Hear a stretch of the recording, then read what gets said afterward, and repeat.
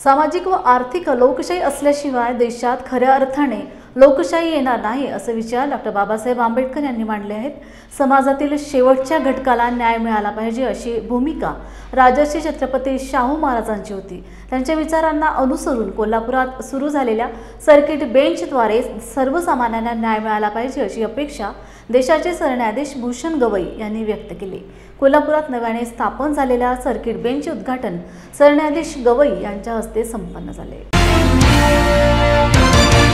संग्रामजींनी उल्लेख केला कोल्हापूर बेंचचा, आणि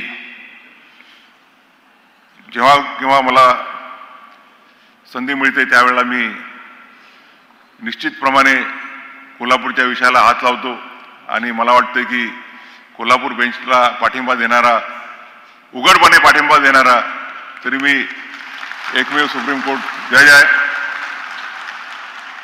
आणि भारतीय राज्यघटनेने न्यायाचा हक्क हा एक मूलभूत हक्क मानलेला आहे, आणि तो जर आपण मूलभूत हक्क मानत असू तर पक्षकाराला कमीत कमी वेळात आणि कमीत कमी खर्चात न्याय मिळणं हे गरजेचं आहे। आणि त्यामुळे कोल्हापूरला खंडपीठ स्थापन होणं ही काळाची गरज आहे, जेणेकरून त्या विभागातल्या दूरवर पसरलेल्या नागरिकाला कमीत कमी वेळात आणि कमीत कमी खर्चात न्याय मिळू शकेल।